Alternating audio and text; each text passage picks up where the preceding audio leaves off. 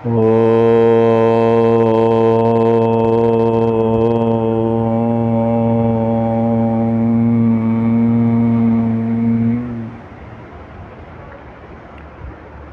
का पैमाना क्या है और क्या होना चाहिए। हम भौतिक जगत में अनेक प्रकार के पैमानों को देखते रहते हैं जिनसे सत्य और असत्य का ज्ञान होता है। जैसे हम यदि किसी द्रव को नापते हैं, उसी के लिए लीटर बना रखा है। वस्तु का भार देखने के लिए बाट बना रखे हैं और तराजू।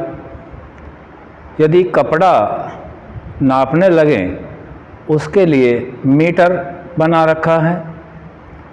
ग्रेविटी यदि किसी की नापनी है, उसके लिए हाइड्रोमीटर है। तापक्रम देखने के लिए थर्मामीटर बना रखा है।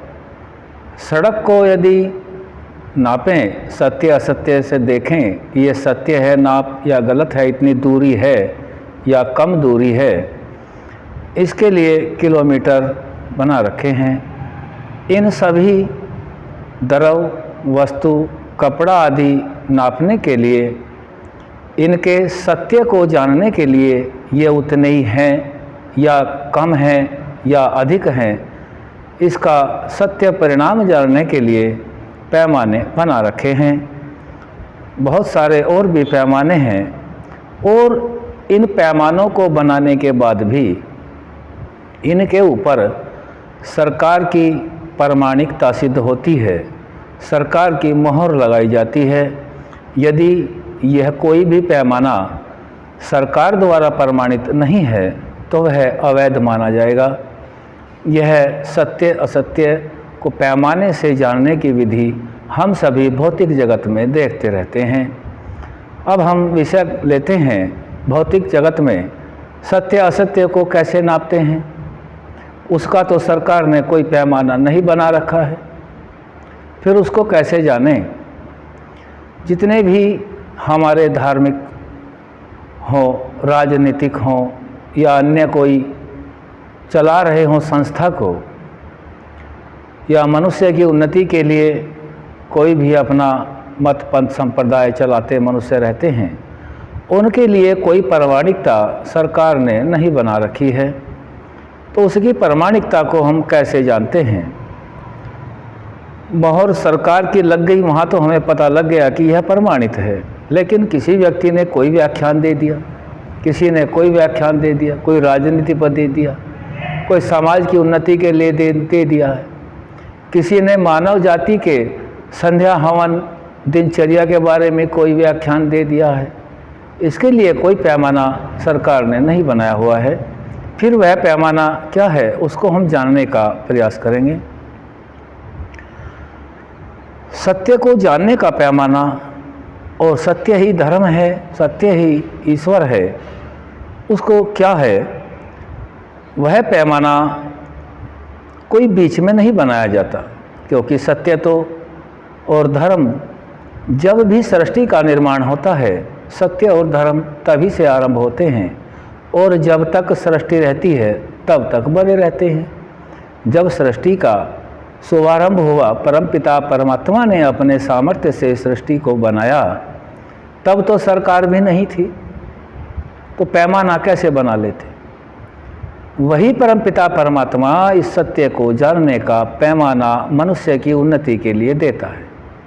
हम सभी उसी पैमाने को लगातार मानते रहें तो हम सभी सत्य असत्य को जानने में कोई परेशानी नहीं उठा सकते।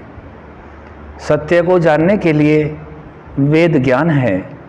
वेद का ज्ञान परमात्मा सृष्टि के आदि में ही सभी को दे देता है और बीच में उस ज्ञान में कोई परिवर्तन परमपिता परमात्मा नहीं करते। यदि परमात्मा विचार करके देखें, परिवर्तन कर दे, ऐसा कहते हैं कुछ नास्तिक लोग, तो वह परमात्मा संपूर्ण ज्ञानी नहीं हो सकता। जबकि परमात्मा तो संपूर्ण ज्ञानी है और संपूर्ण सृष्टि को नियम में चलाता भी है और रचता भी है और इसका संहारक भी है।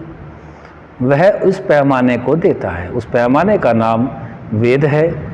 वेद 4 हैं, ऋग्वेद, यजुर्वेद, सामवेद, अथर्ववेद।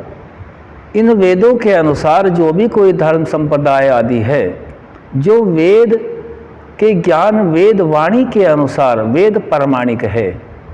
यदि आज हम किसी पैमाने को सिद्ध करते हैं कि वह सत्य है कि असत्य है, उस पर सरकार की मोहर लगी होती है। इसी प्रकार से कोई भी वक्तव्य, चाहे वो राजनीति का क्षेत्र है, चाहे वह परिवार का क्षेत्र है, सामाजिक क्षेत्र है, कोई भी क्षेत्र है, यदि वह वक्ता उस बात को कहता है और वह बात प्रमाणिक यानी कि वेद ज्ञान से सिद्ध होती है, तो वह प्रमाणिक होती है, अन्यथा नहीं हो सकती। कोई भी व्यक्ति बिना वेद ज्ञान के जो वेद विरुद्ध बात करता है, वह सत्य पर आधारित नहीं हो सकता। जितने भी धार्मिक, राजनीतिक, शारीरिक, आत्मिक, सामाजिक आदि सभी उन्नतियों के जितने भी व्याख्यान होते हैं, वो सभी यदि परमात्मा की प्रामाणिकता वेद ज्ञान के आधार पर हैं, तो वह सत्य होता है। और यदि उस प्रामाणिकता के अनुसार नहीं है, तो वह असत्य होता है।